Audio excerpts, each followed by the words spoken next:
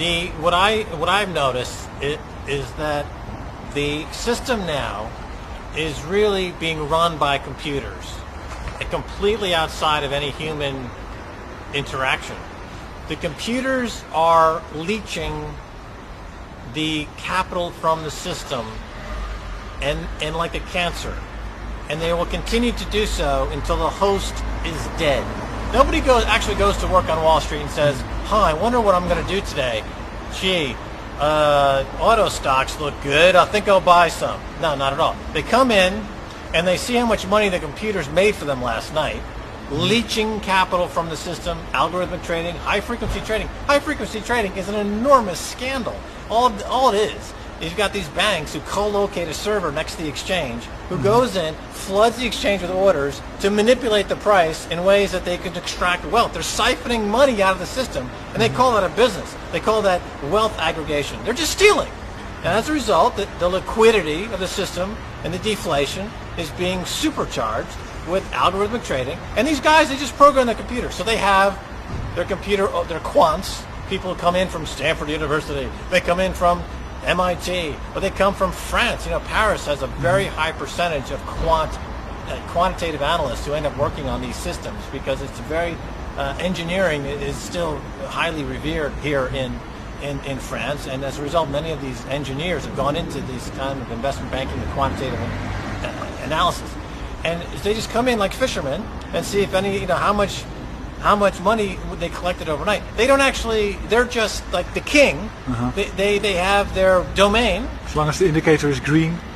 If it's green, it's good. And then they go back to playing golf, or they go to Aspen, or they go to some conference, like they go to Herb Allen's conference, every year, and they get naked and they get in the sauna and they rub each other's back and they say how fucking intelligent we are because we got a computer algorithmic that's systematically impoverishing the globe, and aren't you swell, and yeah, I'm great.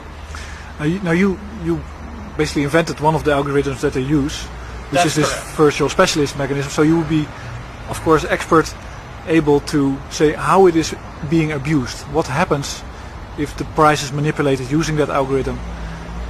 That's right. What are you doing? The specialist system on the floor of the exchange, you match a buyer and a seller.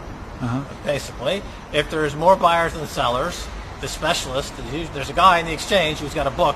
He's saying, well, I got, Harry came in with a lot of buy orders here. I've got to clear this order book by raising the price. The price that's going to be fair and equitable for both the buyer and the seller.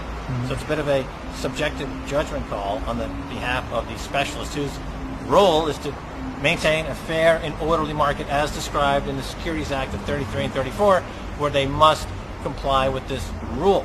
Now, if you have a computer that is effectively putting orders in and flashing orders for a millisecond that shows 1 million shares to buy, you're fooling the specialist to mark the price up. Especially if you cancel the order a millisecond later, and all that's left is that fake price. So the specialist thinks, hey, there's somebody that wants to have it at 10,000.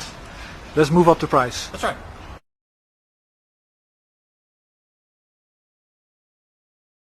You're fooling the specialist into reacting to fake orders, and the price moves, but you've got exterior tangential trades in other markets, the option markets or the futures markets, that will have an effect, who are keyed in to this primary market. So if you can fool this market and create a price move, you can book profits in your exterior market with no risk, effectively. Zero risk. You're just stealing money. Okay, they're called derivatives because they derive their value from something, right? Now, before the 70s, you had stocks and bonds. This was pretty much the chocolate and vanilla of securities brokering on Wall Street. Starting in the 70s and the creation of listed options trading, the Black-Scholes option pricing volatility formula did to equity what Robert Oppenheimer's design for the nuclear bomb did to Nagasaki. I mean, it created a piece of theory, mathematical, quantitative analysis that allowed bankers to separate risk from reward and to trade the two separately. Just like in atomic physics, you were able to separate energy from matter to create nuclear bombs. the option pricing volatility formula separating risk from equity to create what Warren Buffett calls weapons of mass financial destruction.